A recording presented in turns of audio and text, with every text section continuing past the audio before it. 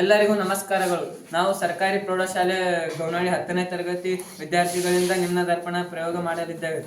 ಮೊದಲಿಗೆ ನಾವು ಸಂಗಮ ದೂರವನ್ನು 20 ಸೆಂಟಿಮೀಟರ್ ತೆಗೆದುಕೊಂಡಿದ್ದೇವೆ. ದರ್ಪಣ ಧ್ರುವ ಮತ್ತು ಸಂಗಮ ಬಿಂದುವಿಗಿರುವ ದೂರ 20 ಸೆಂಟಿಮೀಟರ್. ಸಂಗಮ ಬಿಂದು ಮತ್ತು ವಕ್ರತಾ ಕೇಂದ್ರಕ್ಕಿರುವ ದೂರ 20 ಸೆಂಟಿಮೀಟರ್. ನಾವು ಮೊದಲಿಗೆ ವಸ್ತುವನ್ನು ಅನಂತದಲ್ಲಿಟ್ಟಾಗ ಪ್ರತಿಬಿಂಬದ ಗಾತ್ರ, ಪ್ರತಿಬಿಂಬದ ಸ್ವಭಾವ ಮತ್ತು ಪ್ರತಿಬಿಂಬದ ಸ್ಥಾನವನ್ನು ನೋಡೋಣ.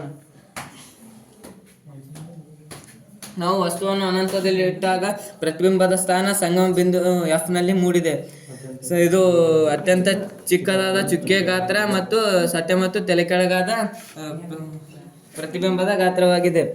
ಅನಂತರ ನಾವು ವಸ್ತುವನ್ನು ಸಿ ಯಿಂದ ಸ್ವಲ್ಪ ದೂರದಲ್ಲಿಟ್ಟಾಗ ಪ್ರತಿಬಿಂಬದ ಸ್ಥಾನ, ಸ್ವಭಾವ ಮತ್ತು ಗಾತ್ರವನ್ನು ನೋಡೋಣ.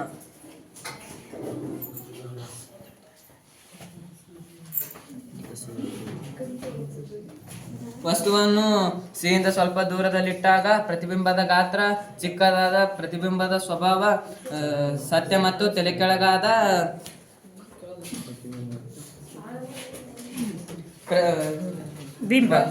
ವಸ್ತುವನ್ನು ವಕ್ರತಾ ಕೇಂದ್ರದಲ್ಲಿಟ್ಟಾಗ ಪ್ರತಿಬಿಂಬದ ಗಾತ್ರ, ಸ್ವಭಾವ ಮತ್ತು ಪ್ರತಿಬಿಂಬದ ಸ್ಥಾನವನ್ನು ನೋಡೋಣ. ವಸ್ತುವನ್ನು ವಕ್ರತಾ ಕೇಂದ್ರದಲ್ಲಿಟ್ಟಾಗ ಪ್ರತಿಬಿಂಬದ ಸ್ಥಾನ ವಕ್ರತಾ ಕೇಂದ್ರದಲ್ಲಿ ಇರುತ್ತದೆ ಮತ್ತು ಸತ್ಯ ಮತ್ತು ತಲೆಕೆಳಗಾದ ಸ್ವಭಾವ ಮತ್ತು ಅದೇ ಗಾತ್ರ ವಸ್ತುವಿನ ಗಾತ್ರ ಇರುತ್ತದೆ. ವಸ್ತುವನ್ನು ವಕ್ರತಾ ಕೇಂದ್ರ ಮತ್ತು ಸಂಗಮ ಬಿಂದುವಿನ ನಡುವೆ ಇಟ್ಟಾಗ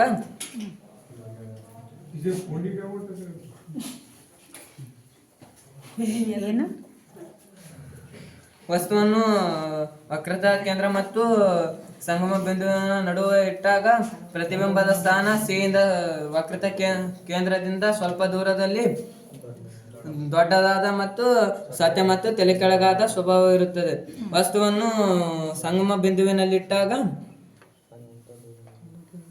ವಸ್ತುವಿನ ಸ್ಥಾನ ಅನಂತ ದೂರದಲ್ಲಿ ಇರುತ್ತದೆ ಮತ್ತು ಸತ್ಯ ಮತ್ತು ತಲೆಕೆಳಗಾದ ದೊಡ್ಡದಾದ ವರ್ಧಿಸಿದ ಗಾತ್ರವಿರುತ್ತದೆ. ವಸ್ತುವನ್ನು ದರ್ಪಣದ ಧ್ರುವ ಮತ್ತು ಸಂಗಮ ಬಿಂದುಗಳ ನಡುವೆ ಇಟ್ಟಾಗ ದರ್ಪಣದ ಒಳಗಡೆ ಮೂಡುತ್ತದೆ ಮತ್ತು ಅದೇ ಗಾತ್ರ ಮಿಥ್ಯ ಮತ್ತು ಅತ್ಯಂತ ದೊಡ್ಡದಾದ ಮಿಥ್ಯ ಮತ್ತು ನೇರವಾಗಿರುತ್ತದೆ. ದರ್ಪಣದ ಒಳಗಡೆ ಮೂಡುತ್ತದೆ.